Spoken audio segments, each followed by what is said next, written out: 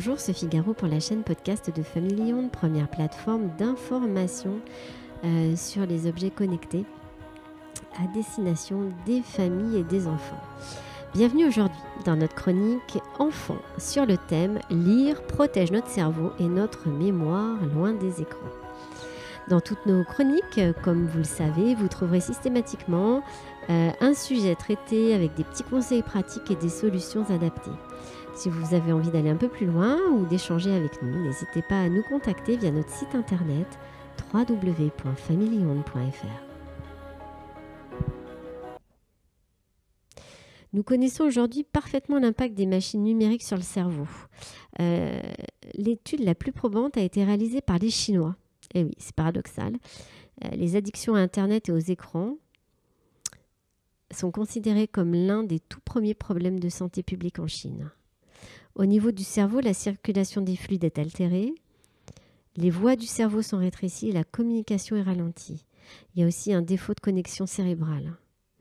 Il faut savoir qu'une personne qui a un cortex frontal rétréci, donc moins de matière grise, devient plus impulsive. Elle a un comportement plus sujet aux addictions, plus agressive. Elle ne prend pas toujours les bonnes décisions et ses capacités aux enchaînements logiques sont altérées. La partie appelée lobe frontal est affaiblie par la pratique des écrans. C'est la partie du cerveau de la pensée. Autre chose intéressante, c'est l'équilibre sérotonine-dopamine. Elle permet la stabilité de l'humeur et la capacité à l'initiative. Et elle est perturbée, entre autres, par la lumière bleue et les écrans. Et la pratique des écrans qui va affaiblir le lobe frontal. Par exemple, la lecture d'un livre linéaire, un vrai livre, du concret, est une activité qui permet de ne pas se retrouver devant un écran. Aujourd'hui, la montée en puissance des nouvelles technologies data, face à ça, il est quand même assez rare de voir les jeunes se lancer dans des lectures de toutes sortes. Ils vont plutôt privilégier des activités sportives et puis surtout visionner, que ce soit sur des liseuses, lire des livres sur liseuse ou des séries télé, mais tout sur écran. Pourtant, la lecture cache bien des secrets qui peuvent permettre de franchir des paliers insoupçonnés. Selon de nombreuses recherches, celle-ci aurait des impacts conséquents sur le cerveau de l'homme et de nombreux bienfaits. Alors, quels sont les bienfaits de la lecture sur notre cerveau ? Savez-vous que la lecture protège notre mémoire ? Le principal bienfait de la lecture est de nous rendre heureux. C'est incroyable, mais c'est comme cela. Et en même temps, c'est une évidence. Qui n'a jamais dévoré un livre pendant des heures, comme absorbé par l'histoire, on tourne les pages, on a envie d'aller plus loin, de savoir ce qui se passe, peu importe du thème, et d'aller encore plus loin. Bien, je vous parle d'un temps que les moins de 20 ans ne peuvent pas connaître. Bon, je m'égare peut-être un peu, pardonnez-moi. Je vous parle d'un temps, certes, qui est bien présent, même avec Netflix ou Canal. Revenons un peu à la mémoire et à notre santé mentale, car c'est bien le sujet qui nous intéresse. Nous pouvons également affirmer que lire des livres protège le cerveau et notre mémoire. Des études scientifiques viennent prouver que la lecture permet d'aider à lutter contre les maladies neurodégénératives comme la maladie d'Alzheimer.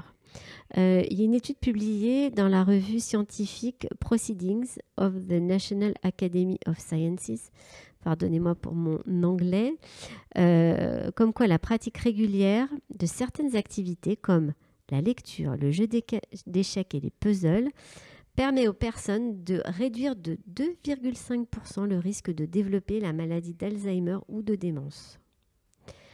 Cela paraît une évidence, comme pour d'autres organes, faire travailler notre cerveau. Un muscle, il faut le faire travailler pour être en bonne santé.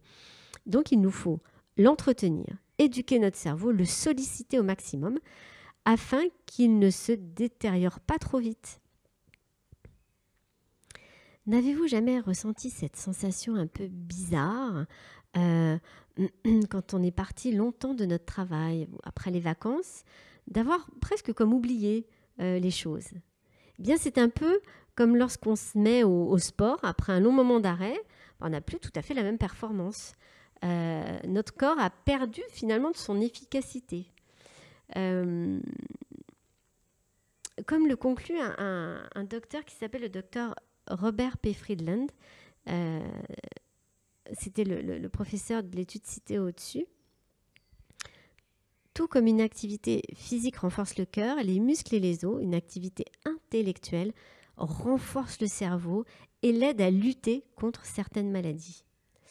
Alors, il y a une autre étude assez intéressante qui a été publiée dans la revue Neurologie qui met en évidence le fait que la population ayant une pratique de la lecture régulière possède un taux de détérioration cognitive considérablement réduit d'environ 32%, ce qui est énorme. Cela permet donc de maintenir notre cerveau, cet organe magnifique, essentiel à l'homme, en pleine santé, en pleine capacité, mais aussi de garder un esprit vif. Vous souffrez peut-être de perte de mémoire, de fatigue intellectuelle. Plutôt que d'être lobotomisé devant la télé, un petit conseil. Laissez-vous aller à la rêverie, lisez un bon bouquin, déconnectez-vous des écrans et puis vous verrez peut-être que ça ira un petit peu mieux. Bref, les écrans dans tout ça. Eh bien, paraît-il que les écrans changent le cerveau. J'en parlais tout à l'heure, cortex frontal rétréci, lobe frontal affaibli. Tous les enfants et les adultes ne rêvent plus qu'à la dernière tablette, le dernier iPhone, le dernier jeu vidéo, enfin, que sais-je. Ça se résume à un écran, un terminal de visualisation in fine et de la consommation. Les scientifiques sont quand même de plus en plus nombreux à s'intéresser à l'addiction par rapport aux jeunes et aux médias numériques.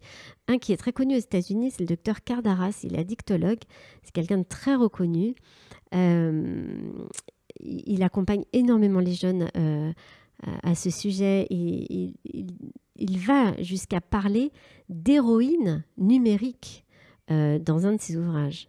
Alors, quelles sont les conséquences de cette modification ?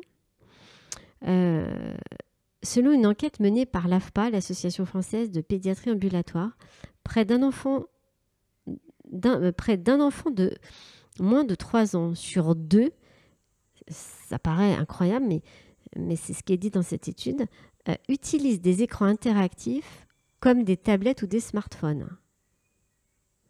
3 effets sur le cerveau: fatigue oculaire, stimulation de la dopamine, donc ce qui va renvoyer à tout ce qui est agressivité, et effet micro-ondes des hyperfréquences, accélération des molécules d'eau dans le corps, lié au fait que quand vous êtes en 4G, 5G, Wi-Fi, Bluetooth, c'est un micro-ondes que vous avez dans les mains qui accélère les molécules d'eau dans le corps. Donc c'est 3 facteurs quand même assez embêtants.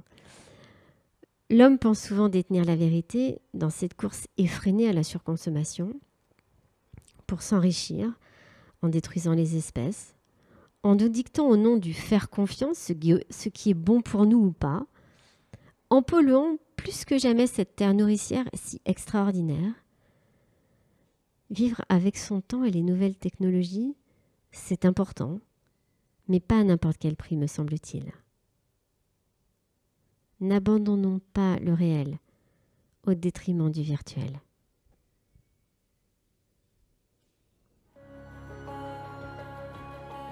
C'est terminé pour aujourd'hui. Je vous souhaite une très bonne journée. Notre association est d'intérêt général. Vous pouvez nous soutenir. On en a vraiment besoin. Adhérez, faites un don, du mécénat. Les adhésions sont libres. www.famillion.fr. Moi, je vous dis en tout cas à très bientôt sur notre chaîne podcast.